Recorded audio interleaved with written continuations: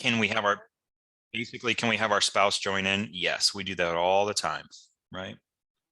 If you're married, or if you have somebody that you're working with on your finances, have them jump on the call, and we definitely can talk through the whole holistic situation. Yep. Okay, awesome. Any other questions for me? I'm still here. I'm still here while Bethany's talking. So if you have any questions, I'll be happy to take those. And with that, I will turn it on over to Bethany Pierpont. Bethany? Yeah, thanks so much, Derek. I really appreciate it. And I'm excited to be here to chat with you. Derek, if you can stop sharing your screen, I will. Thank you so much. I'm going to share my screen.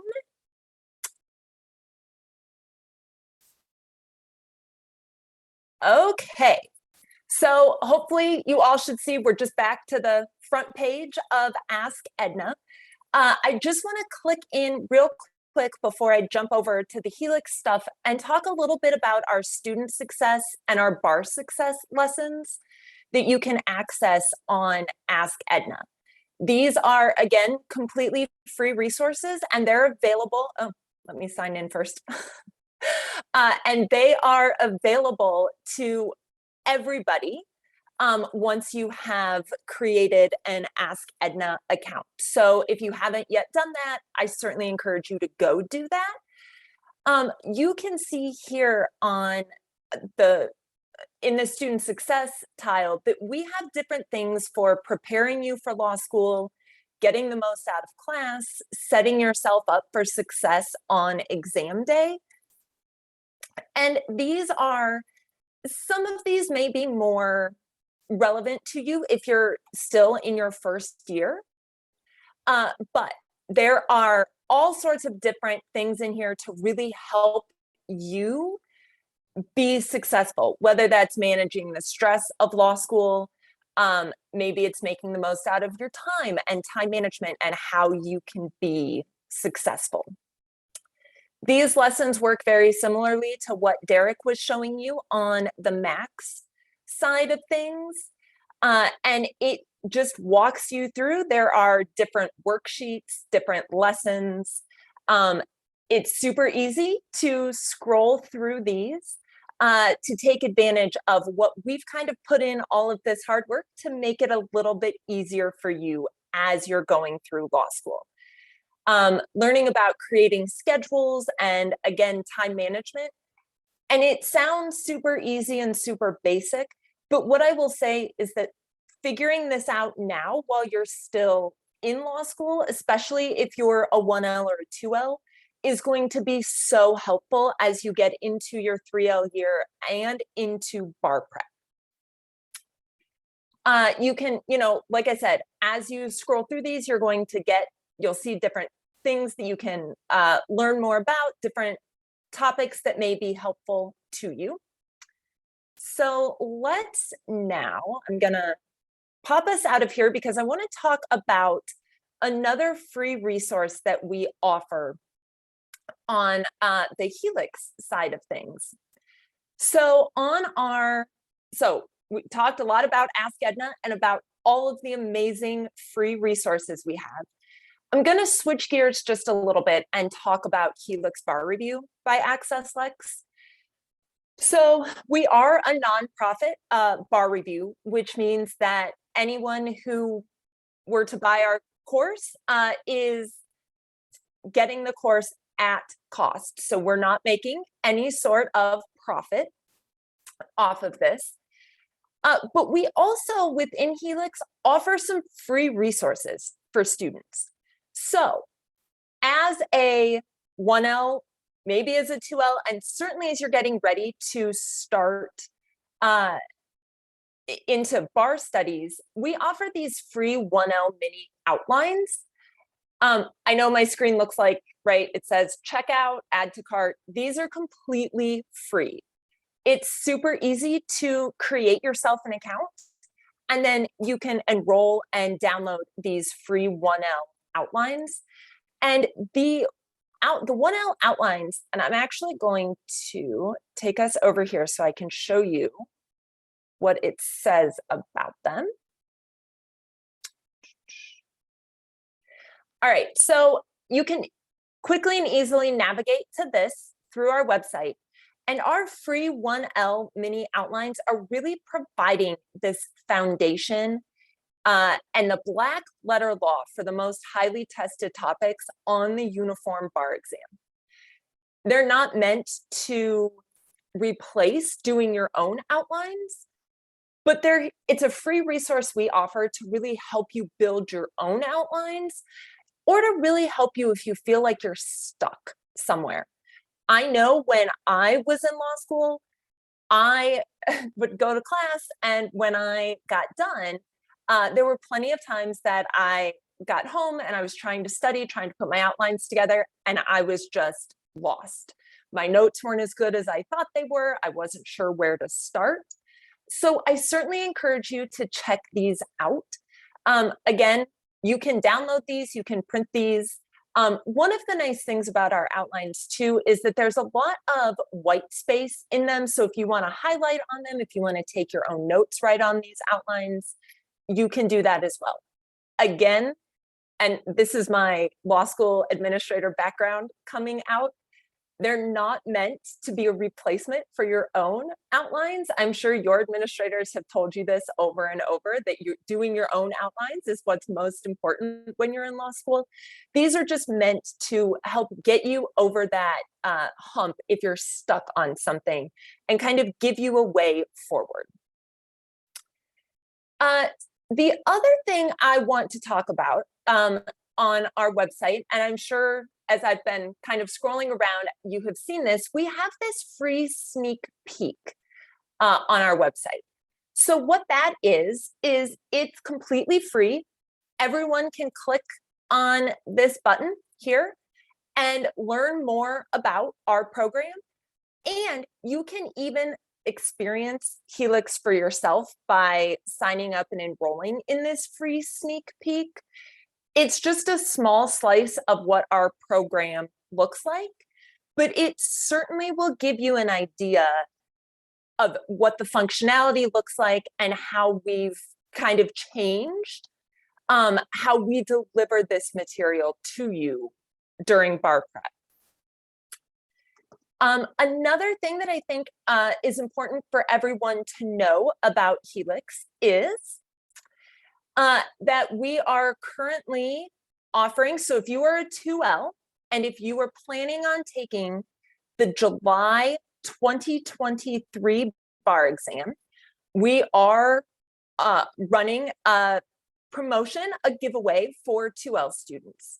So if you're taking the bar in July of 2023, you can very quickly and easily sign up and get yourself entered into a drawing for free, either our comprehensive UBE course or our supplemental Helix MBE program. All you need to do is create an account for either the sneak peek or our free MPRE, log in and complete 10% of the content, and then you'll be automatically entered into a drawing to win one of these courses. So our first drawing was on February 1st. Our next drawing is coming up on April 1st. So if you complete 10% of either the MPRE or the sneak peek by March 31st, you'll automatically be entered to win one of these courses. I understand that your school actually is a Barbary school. So a lot of you, probably all of you actually, have access to a bar review course. And so I just want to make sure that I say that this would be a supplement to what you're already receiving. It's completely different. And it's not necessarily that you would need to pick one or the other. Like I said, as a Barbary school, and certainly Professor Weston Scow can talk a little more about this if you have questions, you'll receive that course.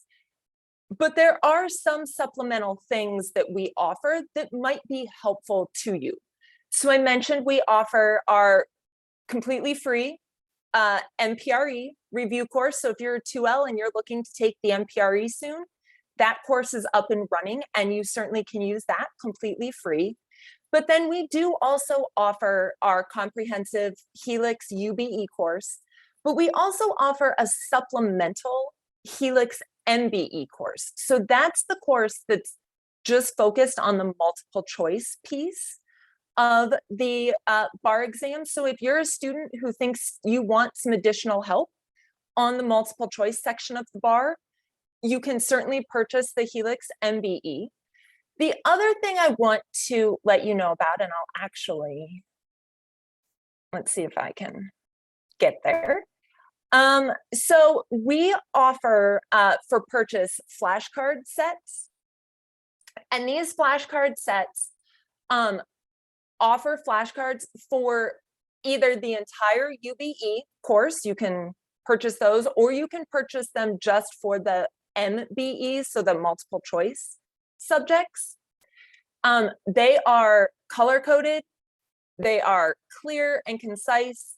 If you are a flashcard person, I was a flashcard person in law school, and I didn't have all of these options for buying flashcards many years ago when I was in law school.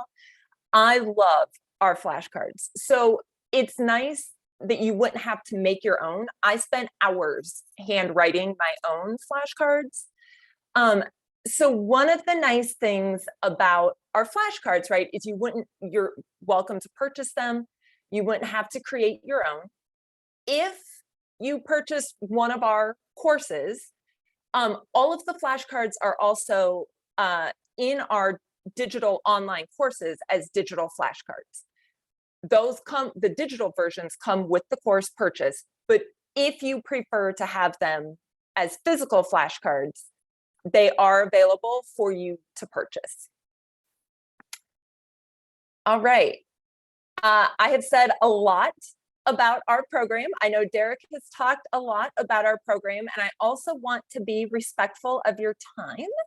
So I am going to stop sharing my screen for a moment so that we're all back in one place and I can see if anyone has any questions.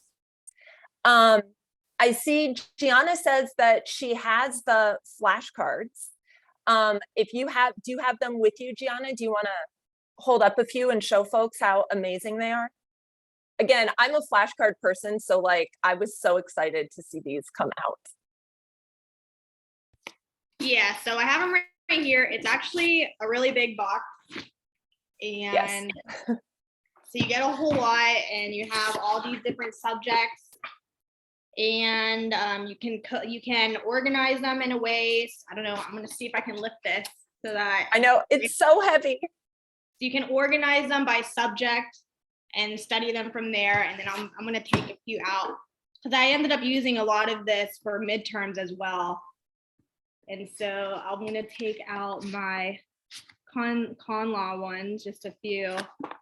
And so you can kind of write on them. They're pretty big and they tell you stuff on the back, and you have room to write your own notes and stuff like that.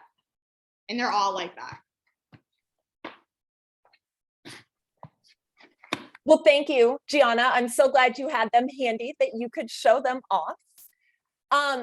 Okay, I'm gonna stop talking for just a minute and check in with our audience and see if anyone has any questions.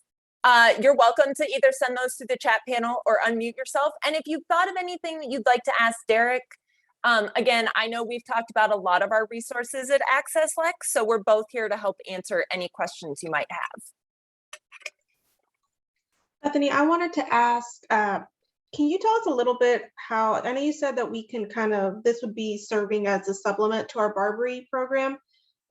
Is it like, do you guys have like video lectures, or is it like questions, essay writing? Like how do you guys work? Sure. So first, I just want to make sure, because I think it's really important that this is completely separate from whatever bar review product you're going to get from Barbary. And so we have some students that, you know, are using, I'll say Barbary, right? But who have also used who are also using our supplemental MBE program because they wanted that additional help. We do offer videos, we offer outlines and reading passages. And the way our course works is a little different than the way a traditional bar review program might work. So our videos are really short. They're anywhere between 5 to maybe 10 minutes in length. And the way the course is set up, so I'm just going to talk about torts because that's what I've been working on. So it's top of my mind. And that's what you'll see in our sneak peek as well. You'll get a reading passage that's, maybe about the intentional tort of battery. And as you're reading and learning about battery, you'll have interactive outlines that you can click on to expand different topics. You'll see right within the outline a note that'll be highlighted that says core bar inquiry. The bar exam is probably going to ask you about this, and here's how they're going to ask about it. And then maybe right after that reading passage, you're going to get a video that's maybe 5 minutes long with a professor talking about battery. And then maybe there's going to be another video, and maybe we're going to have more of an animated type video that really shows you, like a hypothetical come to life. So there's multiple different types of videos in our course. And so when I took bar review, like 17 years ago now, that makes me sound super old. I had to sit and watch 3 hours of video at a time. And it was just a lot. And 3 hours sitting in a classroom watching a video, it was kind of hard to keep focused. And so we've really changed up our learning model so that you're getting a little bit of reading, a little bit of video, then you're going to do some practice questions right there as you're learning the material. And then as you get through the module, you'll have more practice questions to help you refresh and remember what you learned at the very beginning. And I see while I'm talking about some of these practice questions, Gianna, thank you for your question. So the questions that are within the Helix course they're released questions. So they're the licensed and released questions from the NCBE, the National Conference of Bar Examiners, which are the same questions that every bar review course is going to use. But we've also created what we call Helix crafted questions that are, created in the exact same format as those licensed questions from the NCBE. And this is one of my favorite things to share with students is that we know that they're created in the same way because we actually hired the NCBE's multiple choice coordinator to come work for us for a while, who helped us craft these questions. So they're not just, nobody looked at me and said, okay, Bethany, come up with some multiple choice questions to put in the course. Like, we hired the real expert to do that, which is really going to help you as a student learn this material, but also be prepared to be successful on the bar exam. And I see, Adriana, I'm just going to answer your question here. You asked if you can share contact information with folks, and yes, you certainly can do that. Derek and I can pop into the chat the best ways. Yep, thank you, Derek, for putting that into the chat. And you're certainly welcome to share my information directly, and I'll pop that into the chat as well here in just a moment. Thank you. Well, thank you, Bethany and Derek, for your time today. I think we've, really got to look at a lot of good resources that I know I'll be using them. So I appreciate it again. Thank you for having us. Thanks for having us. It's a pleasure. Yeah, thank you so much. It was really great to be here. Thank you, Gianna and Adriana, for getting this set up. And I just want to say that, I've been in contact with Professor Westenskow and Professor Hope. If any of you are in other student organizations that, if there's other students that you think might benefit from this information that Derek and I have talked about, really about the Ask Edna platform, or if you have any, students that have questions about all of our free resources, certainly let us know. We would be happy to speak with other organizations on campus.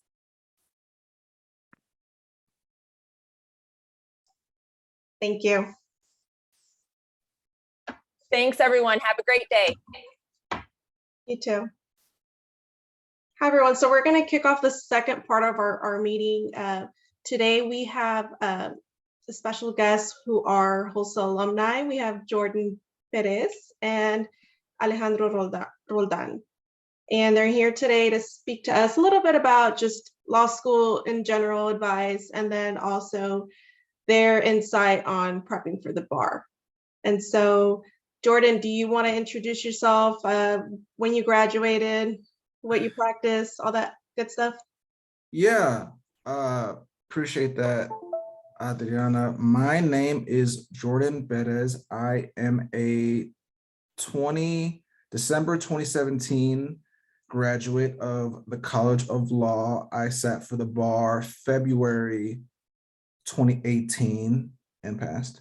And I am from Grand Prairie, Texas, went to Mansfield Independent School District, Mansfield Timberview High School, so local kid. Heard about the law school through my dad, who was a Dallas police officer way before 2014. Loved it, really enjoyed my time there. I'm currently in Austin doing civil litigation. I was at one time the vice president of HLSA, so this is all great to see. I really love this. I came in at 12:30 to hear, I guess, a little bit of the end of the first portion. We never did anything like this, so this is really good. Seeing the attendance, seeing the resources being deployed. And yeah, I have still have contacts at the College of Law, especially obviously Professor Perkins, who's really good. Dean Harris, who's one of my favorites. So yeah, I'll let Mr. Roldan. I actually don't know anybody here, which is hilarious. But I feel like I know y'all because y'all went through the same thing or going through the same thing. So really love to give y'all some tips, some do's, some don'ts, just my experience. So yeah, and I'm also gonna be working too. So y'all go ahead. All right, I'll jump in. So I actually started in 2017. We just barely, ships passing in the night. I was there in August, and then I guess you graduated in December. So congratulations to you as well. I graduated last year, May 2021, took the July bar exam. So I was in y'all's shoes, very worried, very scared, not sure, what to expect. Did the entire study plan, ended up doing very well, scored 321 on the bar exam. So I was very happy with that. And so I'm happy to give any information I can give you, any advice, any tips. Feel free to ask any questions. So I am still looking for a lawyer gig. I am working as a compensation advisor for CBRE. I worked all the way through school, went in the evening program. So I kind of understand what it's like to have a full schedule. Also had my first baby 2L year that I delivered on the bathroom floor at home. Emergency thing, did not plan that. The second baby came 3L year, and then my third baby was born October, just after the bar exam released scores. So feel free to ask any questions. How do you manage your time? How do things like that? I'm happy to give any advice I can give you.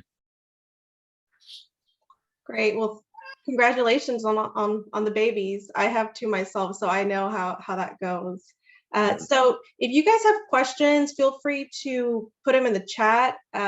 Meanwhile, I'll kind of get started with some that we prepared, and Jordan and Alex, feel free to jump in.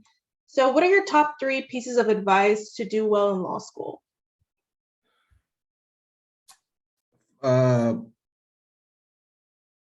Really, it's one. It's the one main thing. It's to focus on law school. It's to understand that you're learning a new. Excuse me, sorry about that. Anyway, you're learning a new language, as that's how I conceptualized it. So that needs to be your number 1 and 2 focus. And doing that will just help you put your priorities where they need to be. I did work through law school, not full time, but I just wanted to put my main focus where my main focus was. I want to finish as fast as possible. I want to pass the bar first time, and I want to get into the legal field presenting my best self. All right. I'd say my advice is show up, participate as much as possible. Working full time, going the evenings, having family. I did not have as much time as I wish I had in school. I managed to graduate with a 3.45 cum laude. I don't know how I did that. Just kind of by luck. I mean, I walked out of every test thinking I just failed that. I bombed it. I bombed that test. So I'm sure you guys all know that feeling. But I think for me, it was just participating in class, having active discussion, whenever I could, joining those office hours with the professors, just so I could discuss it, talking with my cohort about things. I think for me, learning is an active type of engagement. I can't just read and retain something. I need to kind of discuss it and talk to people. So I think that's my best advice for you is do that. If that's your learning style. If you have a different learning style, then I'd say adhere to that. Can each of you talk about the importance of mental health and maybe provide some tips on how you prioritized it during law school? Yeah, so the mental health conversation wasn't as robust back then as it is now. But I was always at the forefront, because when obviously y'all know how stressful law school is, how stressful law school can be, and your relationships with the College of Law staff may be good, may not be good. Your relationship with the professors may be good, may not be good, and your relationship with your colleagues, your fellow students, are oftentimes not good based on the law school experience.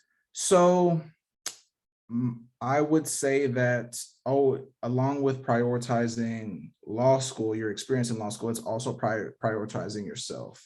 So I'm the first attorney in my family. Like I said, my dad was a police officer, and he and I have some differing views on a lot of things. He does not understand what law school is, because you don't understand what law school is until you attend law school. So there was a schism between myself and my family for a long time. They just thought it was like regular school, and it's not, as y'all know. So there's some cultural things that you have to work with. But at the end of the day, you want to do well in law school.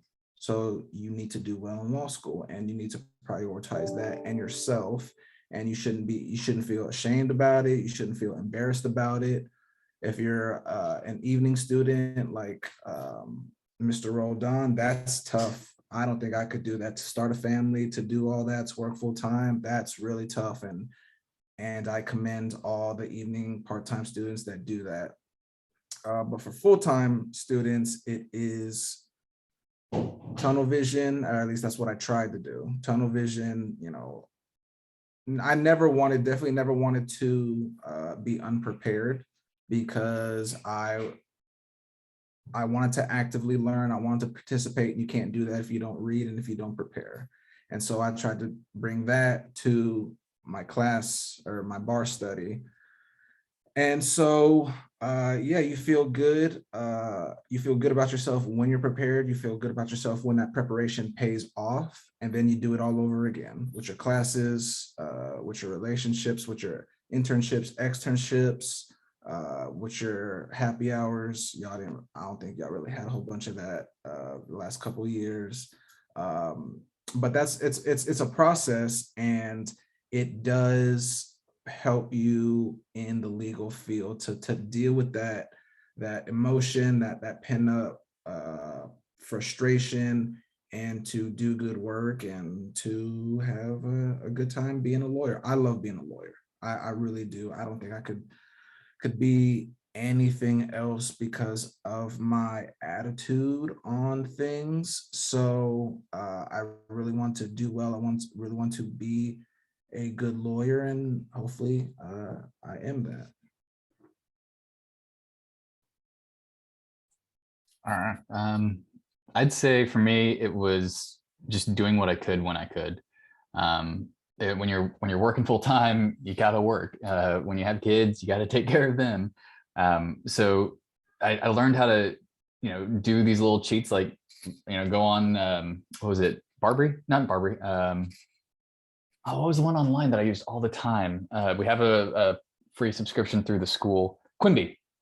Getting case briefs through there, trying to get condensed versions of everything. You just got to do what you got to do. You got to put one foot in front of the other. I think that's the best advice I got that first semester from Professor Schultz. She said, nobody cares. Nobody gives a shit about you and your problems and everything that you're doing. Just put one foot in front of the other and do what you have to do. So at the same time, you got to take care of yourself. So for me, I did not pull any all-nighters. That would be counterproductive for me. So once it hit a certain time, for me, it was about midnight. I stopped. Whatever I was doing, I stopped. I went to bed. I could do better on a full night's rest than staying up all night studying. So yeah, find out what works for you. If there's online resources, Quimby, other places that you can get, case briefs, and then just put one foot in front of the other. That's good advice. So I'm going to switch gears a little bit before we get to the bar prep questions.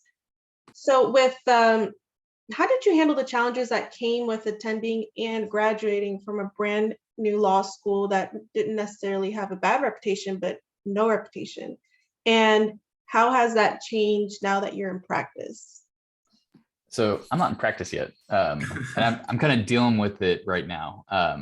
There's a lot of firms that if you don't have SMU Dedman School of Law or some other big name, they won't even look at you. Dean Harris has been somewhat pretty helpful. Whenever you're trying to apply for these jobs, there's a drop-down box and you have to select from a list of schools. And sometimes we're not on there. So reaching out to Dean Harris and saying, hey, they don't have UNT Dallas College of Law on their application form. She then goes to that firm and says, hey, please put us on there. We have students that are trying to apply. The other part is I couldn't do an internship. So that's it shot myself in the foot. I've been interviewing with some big law firms and they told me, to my face, yeah, that's going to be hard. If you don't have an internship, if you don't have a summer associate role, it's going to be hard to hire you. Now I'm very lucky that I have a full-time job that pays very well. So I can be selective and I can, wait for that right job opening to come along. For me, it's going to be an ERISA counsel or corporate counsel position at a firm, or maybe a director level at a corporation. But in the meantime, I can stick around and work at my job, and I'll be all right.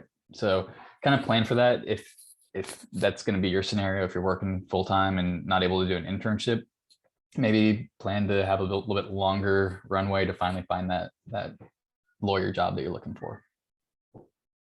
And it's worth that. I think it was 160,000 that I saved by not going to SMU. Yeah, can you, that was pretty robust question. Can you repeat that for me? Yes. So how did you handle the challenges that came from attending a new law school, and how has that changed now that you've been in practice for a couple years? Yeah, so that's a valid question, but honestly, I haven't had any issues with that. I can name from my class and from my class, the class after me. There's people in the big law in downtown working in the big firms with the tall buildings and the signs and all that. And of both genders, of all races, nationalities. So I just generally I don't believe in that. I mean, I don't mind giving my history or job resume. I went from, because I didn't even want to, even though I love being a lawyer now, I did not see myself as an in-court litigation attorney. I definitely didn't want to do criminal. Definitely not, because my dad's a cop and that's no. So I was always into politics and government. So immediately coming out of law school, I was a legislative aide for State Senator Royce West, which all of y'all here should know who that is. And then once I came to Austin for legislative session, I left to work for the Division of Workers' Comp, which was my first real attorney gig. And then I was a short timer there because I got my current position, which is even a couple steps up. And they didn't know who UNT Dallas was. They didn't really care. What they honestly wanted was a younger, honestly, at that time, I was the only attorney of color, but they wanted some diversity. It's a pretty progressive workspace. And they wanted somebody, but more than all that, they wanted somebody they knew that could do the job. And so while the law school, honestly, and it would be a benefit if y'all want to stay in the North Texas area, booming. I still go up there a couple weekends. It is such a booming job market, and having the relationships through the law school. At the DA's office, if y'all want to be a prosecutor, it's all staffed with College of Law graduates. The city attorney's office, the Dallas city attorney's office, because we have a former Dallas city attorney as professor, it's staffed with College of Law graduates. So while those are government jobs, those are good jobs that will not only pay decently, but also give you experience going forward. Because right now, I could see myself in this job for 10 years and not only be comfortable salary wise, be really comfortable salary wise, but also have the knowledge that if I ever want to leave, I know that I can take my skills that I developed here and through the College of Law somewhere else and be super marketable. So Alex is right.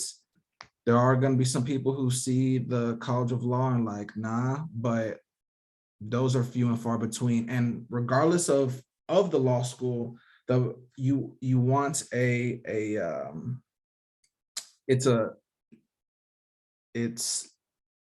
you want a job that you feel comfortable with and a job that feels comfortable with you. So it's got to be the right fit.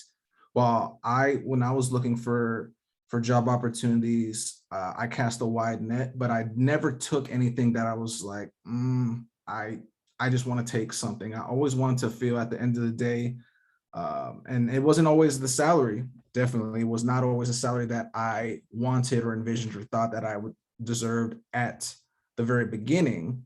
But if you find the right fit, College of Law will not be a negative. And in my experience, it most certainly is a positive, especially if you want to stay in the Metroplex.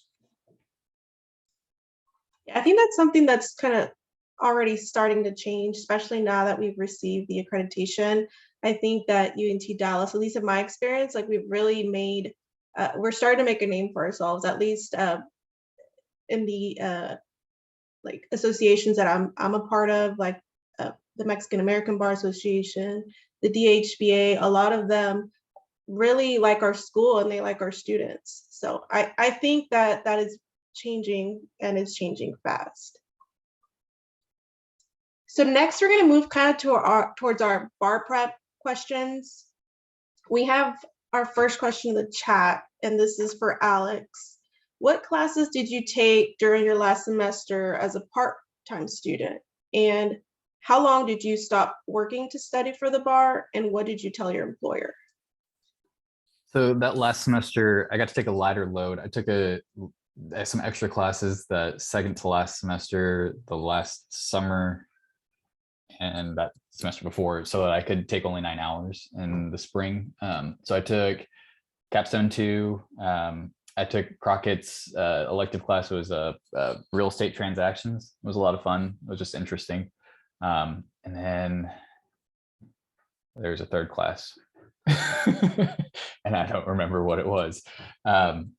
So it was helpful having 2 kids at that time to just have, I think it was one or 2 classes every evening. And it was great. Now for that bar prep, I thought I was gonna have a nice long PTO or maybe a leave or something. But I ended up switching jobs in June of 2020 and then graduating May of 2021. So that change ended up, it was a different scenario. So I didn't get to take that time off that I thought I would. They gave me 2 weeks vacation. So I took the week of, the week before the bar exam and the week of the bar exam. And then the rest of the time studying, I was just in the evenings. So I was working from home. So I would try to log off my computer by, 4, as early as I could, maybe 4 o'clock. And then I would just hit the books, the online material until about 10 o'clock every day. It is every day. I don't know if you guys have seen that yet, but it is every single day. You get, if you're doing like what I did, Themis, they have a schedule for you, and you get 1 day off for the 4th of July, and then I took a day off for Father's Day. And otherwise it's every day, every weekend day, Sundays, there's no other time off. And then on the weekends, I would make up time. So I'd try to do at least 12 hours a day on the weekends, on Saturday and Sunday.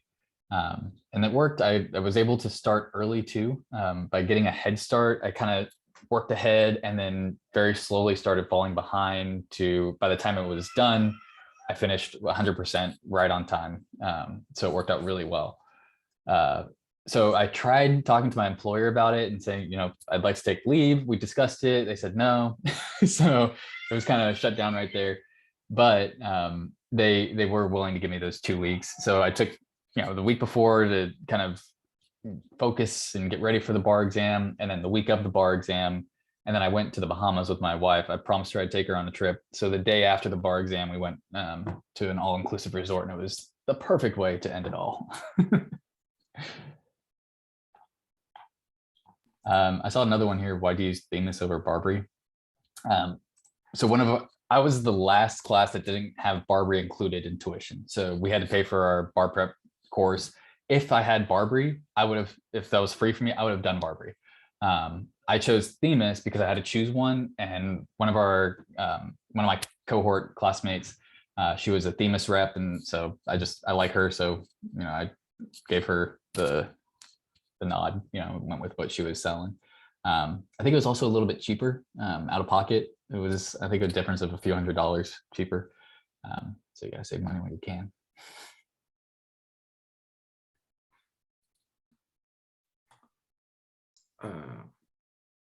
Yeah, go ahead, Adriana. Can you talk about your bar prep program and your routine? If you can go back a couple years. Yeah. So again, God bless Mr. Roldan. That is just, again, a lot. That his schedule, that to work, and if I understand, that was full time. So I don't recommend that with all due respect. That is I had basically figured I had worked for a civil litigation, a solo practitioner, but civil litigation law firm, basically as like an all-around clerk, paralegal, around 20 to 30 hours a week, more if I wanted to, if I had time throughout basically through my 2L year through my 3L year. I had worked at a solo practitioners, which was in Arlington, which is again great, and actually it works really well for my current position. But I recommend taking the entire 2.5 months off. That is most certainly what I recommend. Some people can, some people can't. I recommend as much time as possible, and preferably taking all the time off, because you want, or at least I wanted, and I recommend your focus to be entirely on the bar, to wake up thinking about the bar, to go to sleep thinking about the bar. And so for my routine, I did Barbary. I think Barbary's the best, and I don't think it's close, with all due respect to Themis and Kaplan and all that. I really liked the lecture, fill in the blank, read, review, question part. I like that format. I want somebody to talk to me. I want I didn't, before I came on, I wasn't a flashcard guy throughout law school. I wasn't on the whiteboard doing that stuff in the library. I read, I reviewed, I annotated, I inhaled it, and I tried to work through the questions. That's how I did. Some people have different processes. That's cool.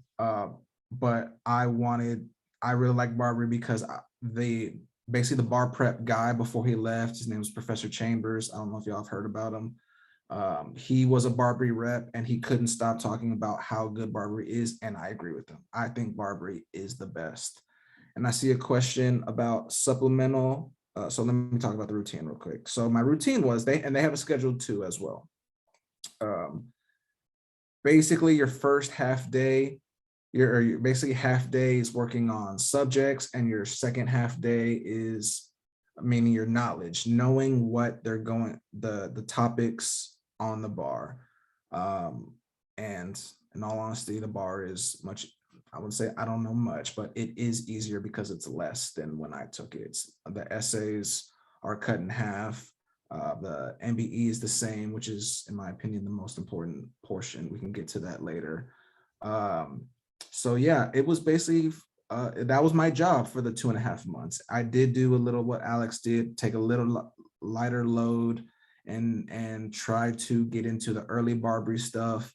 It wasn't super efficient, but at least it gave me some confidence that I knew I had an idea of what was to come. Now that stuff is not the same as actual bar prep. I want to be clear about that. That is just the introduction of everything. So yeah, mine was basically 9 to 5, and then take a little break. Maybe I went to work out. Maybe I didn't do, just laid in bed and stare at the wall. Maybe I did whatever, but then it was another 3-4 hours in the evening. Now that is not all the time super intense, reading, annotating, flashcards and all that, but it may be more passive, but you're fighting against the time. That's why what Alex is saying is so amazing, because I always understood the bar as fighting against time. You will never know. It's impossible to know everything that's on the bar, even though they literally tell you what's going to be on the bar. There's no way to know everything from 1 to 100, A to Z. So, and I'm sure we'll get to this later, how to actually break it down. But my routine was all day, evenings, Sundays were a little more chill. I had a girlfriend at the time who later became my wife. She didn't take the bar at the same time, but I studied by myself. She wasn't the most helpful all the time, meaning she wanted her time, but I wanted to think about the bar, and there was always friction there. So that's something that in y'all's personal lives, y'all's different schedules, you're gonna have to deal with individually. Family time, relationships, kids, hopefully not too much on the job stuff. But yeah, it was all day, every day. And I even studied, just reviewed stuff the day before and in between the first, second, and third day. You know what's going to be on there. You know what's going to be on the bar. They literally tell you. So if you have a cheat sheet or whatever notes, I'm looking at it. I'm not falling back on that, right? And I agree with Alex. All-nighters was not the vibe, but yeah, that should be your job, in my opinion. That should be your job for the 2.5 months. Over preparing is fine. Passing by getting the whatever minimum score, that's great. You're a lawyer like everybody else, but over preparing is great. I know we talked a little bit, sorry, Alex. I know we talked a little bit in capstone about tips for exam day and how you handled the night in between the 2 testing days. Could you guys kind of talk a little bit about that? Yeah. So when you get there, if you're taking it wherever you're going, try to get a hotel room that's right next to it. Just it's one less thing to think about having to drive the morning of, find parking. So if you're taking it in Arlington, where they've had it most recently, the past few times, that it's at the esports arena. So it's a giant open room, it's freezing in there. So take a jacket or something, dress in layers so you can take stuff off. I saw guys in sandals and shorts that were just miserable the whole time. So you can go in the day before and kind of scope it out, look around. For me, just knowing what I'm walking into is helpful. You can see where you'll be sitting. They have it shows by your exam number, your examining number, just thousands of tables that are out there. So you can find where you'll be sitting, kind of plan out how you'll get to the restroom, things like that. For me, I knew I had to take a bathroom break during each 3-hour session. I just couldn't make it 3 hours because I was trying to stay hydrated. So that's another thing that you don't really think about too much, but nutrition, staying hydrated, that's helpful. Having a lot of water.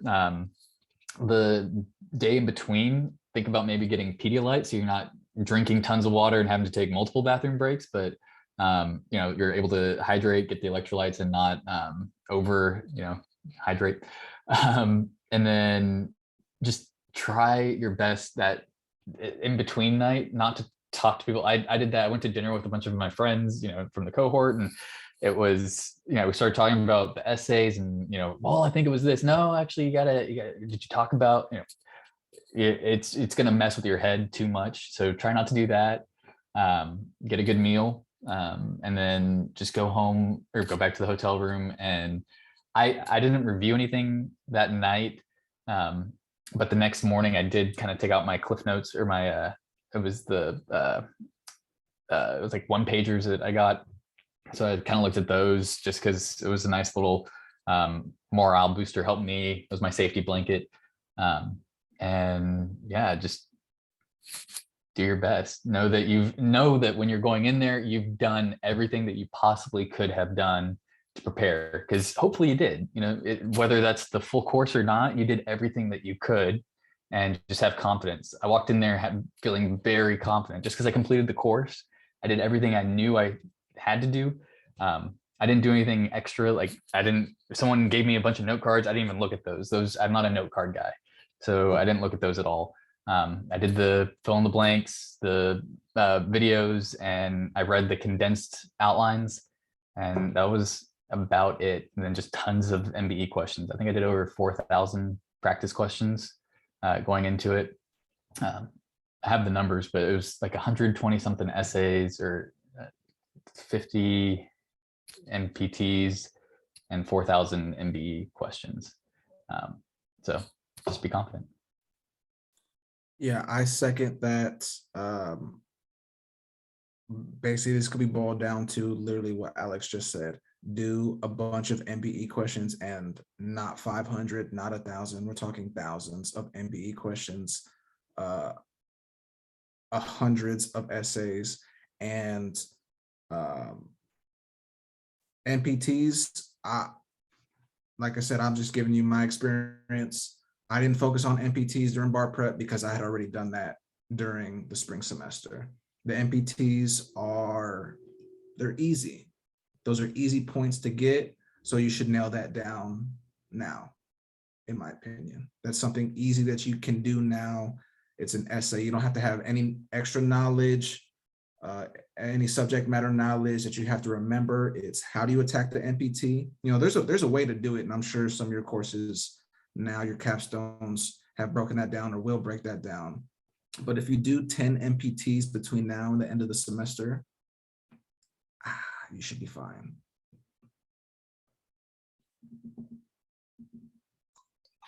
Thank you. One other thing I do want to mention, Yeah, go ahead. your scores are going to drop when you're doing your practice questions throughout the course.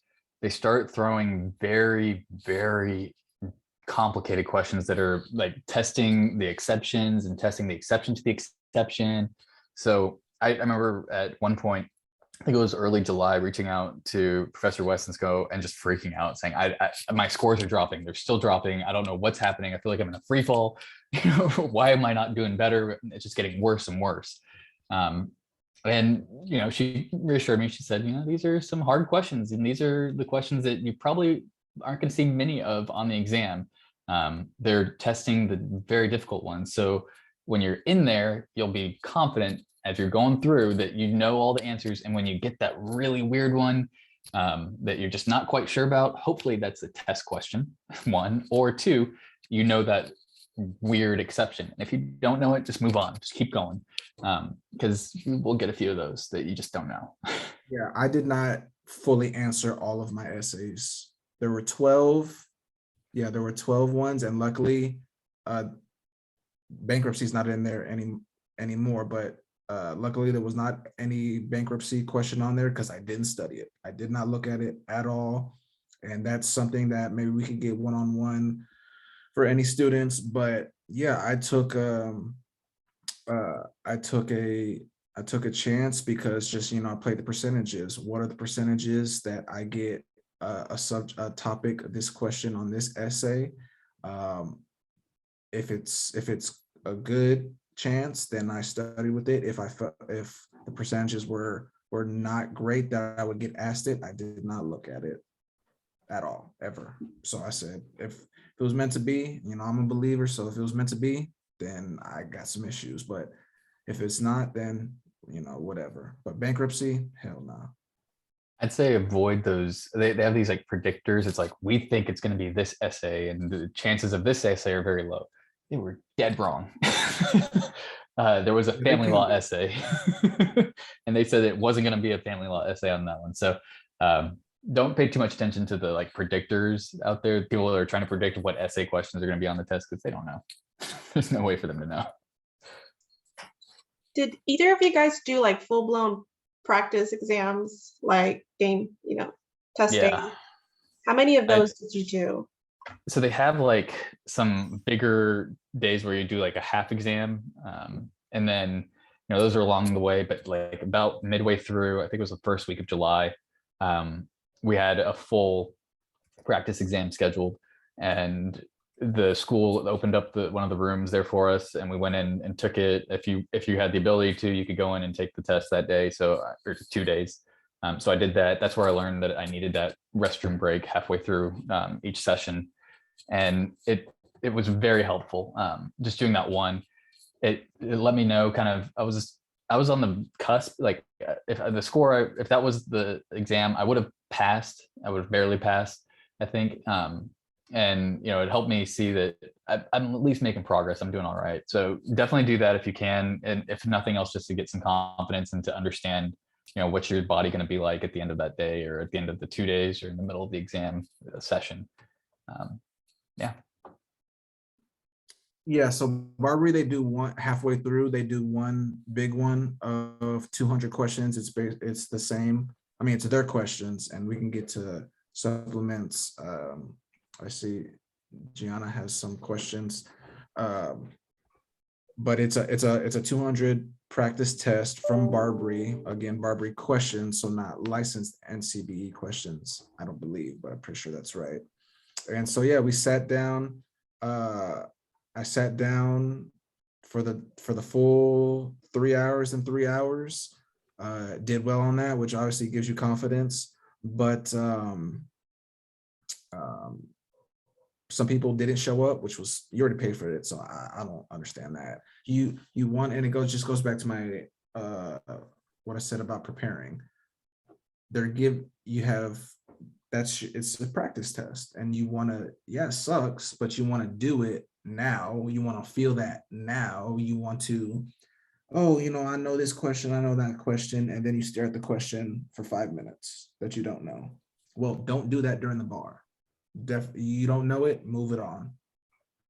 And maybe you can come back to it, maybe you can't. Maybe, hopefully it's a practice question, like or a non-graded question, like Alex said. So yeah, practice, do questions, practice, do questions, MBE questions, essay questions, and PT questions.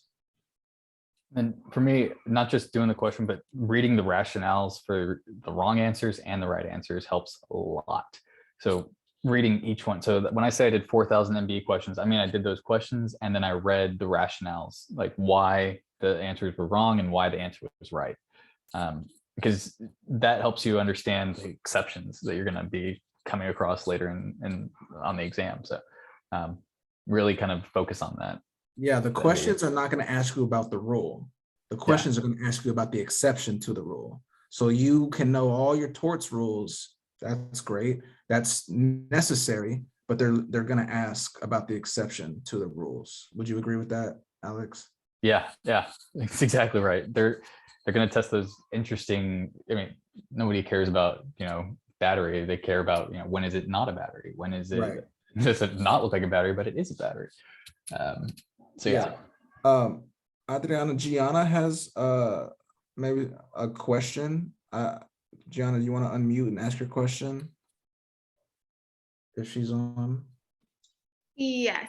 So I have several. So sorry, I'm like been messaging everybody. So okay.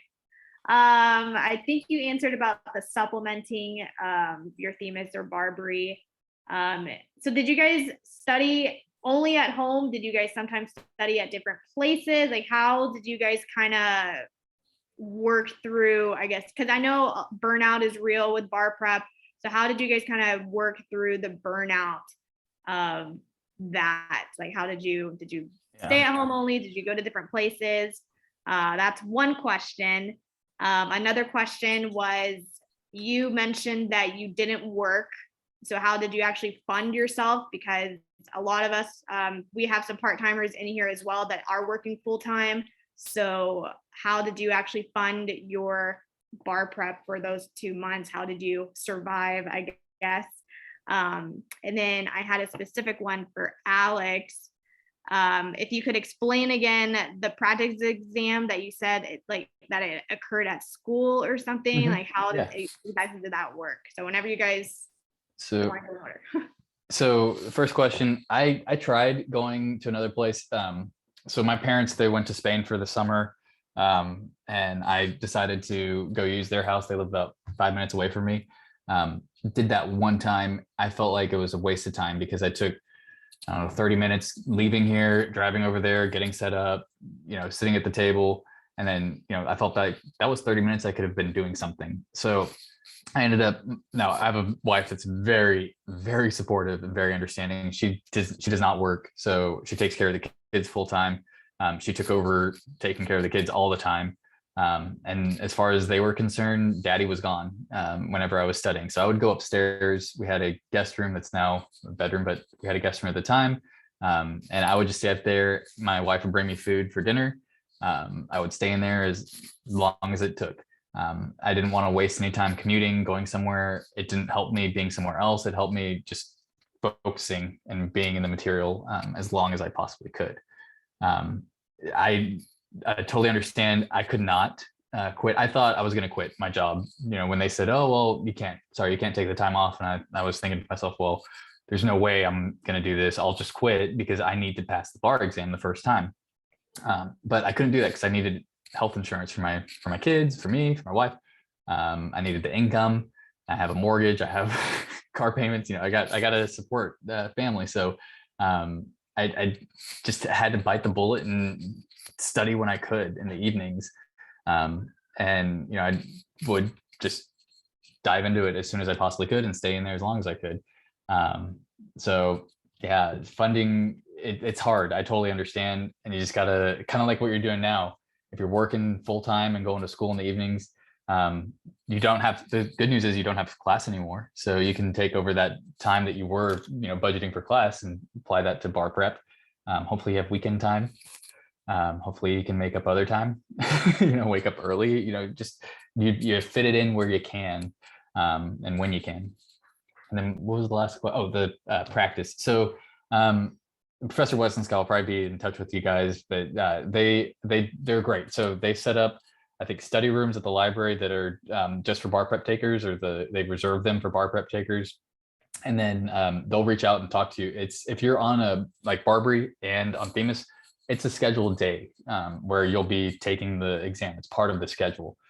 So on that day, they reserve, it was a room that's in the old building that we stayed in, or that we went to, and it was on the, I think, the 4th or 5th floor, the one that's really far back over by the elevators.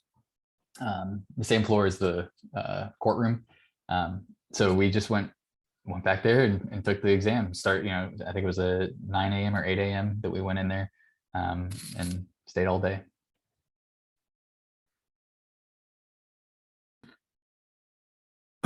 Yeah, so to Gianna's direct question, how did I fund myself? So I knew I had been thinking about the bar. So y'all just got full accreditation, or we just got full accreditation, beautiful. So back then, we weren't even in July of 2017, we were not, or excuse me, May 2017, at the end of what was supposed to be my last semester, we were not even provisionally accredited. I, as y'all could probably guess, want my mind clear and focused on things. So I was a full-time student scheduled to graduate in May and sit for the bar in July. I was like, no, I can't do that. So I decided to put it off until graduate in December. And then sit for the February bar. So sit for the February bar so I could have my mind clear. By that time, we were provisionally accredited. So as the planner that I am, I did save up money. Like I said, I had worked for solo practitioner doing about 20, 30 hours, and actually was gonna stay on with her once I took the bar and had my 3rd-year bar card, and was gonna do that until I get my results. That changed because I got a better opportunity.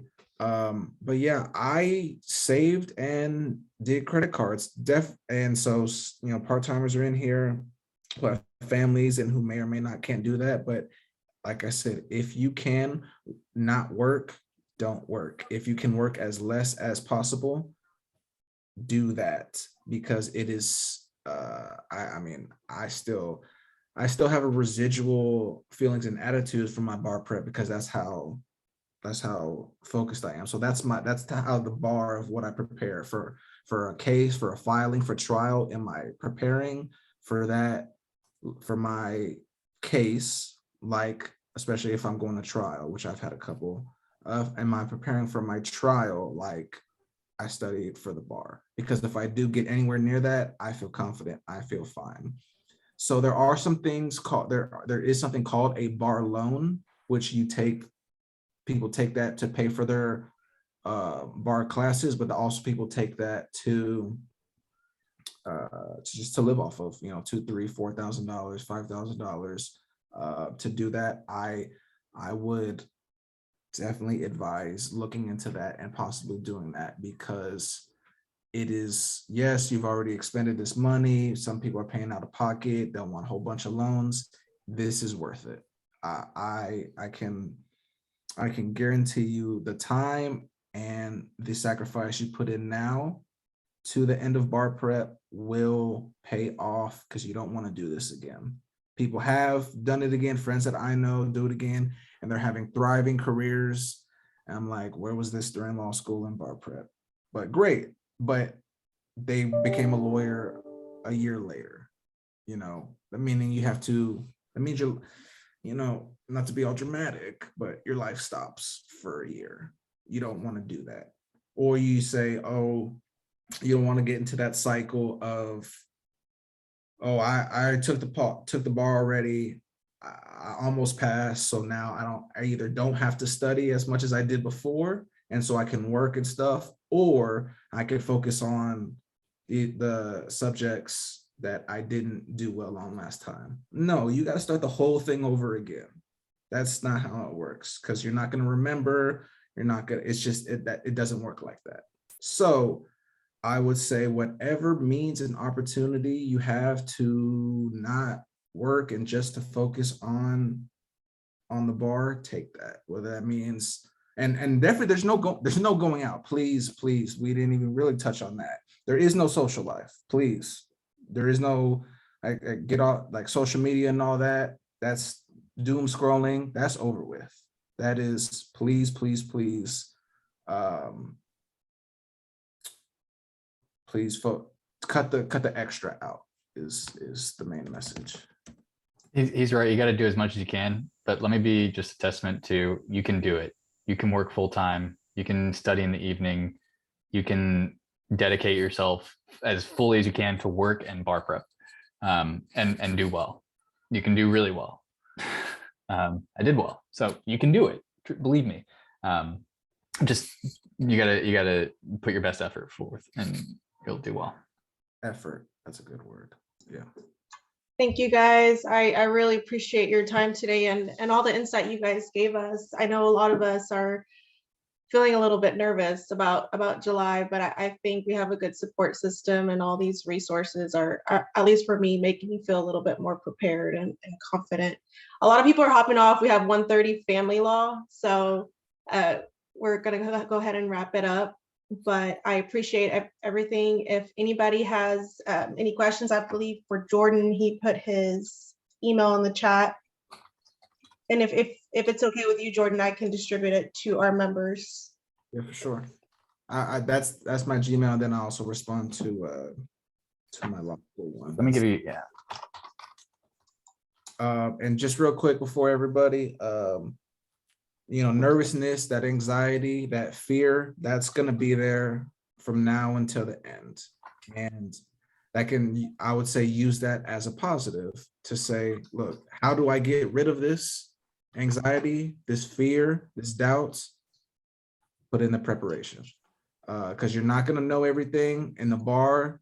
You're not going to know everything. But if you do enough, you will pass, you'll become a lawyer. And just for myself personally, knowing that I came from North Texas, went to the College of Law, and I'm now I have court all throughout Texas. I drive all throughout South Texas, the Valley, East Texas, Waco, all them, and they look at me like any other lawyer because I am a lawyer. My bar card is all good throughout. So Awesome. be cool, prepare, I'm sure Alex put his info in. So I think I really like HLSA. So I really love that y'all are doing this. This is a big deal.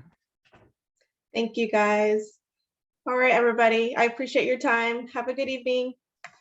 Thanks, guys. Good luck, everyone. Good luck. Yes, good luck.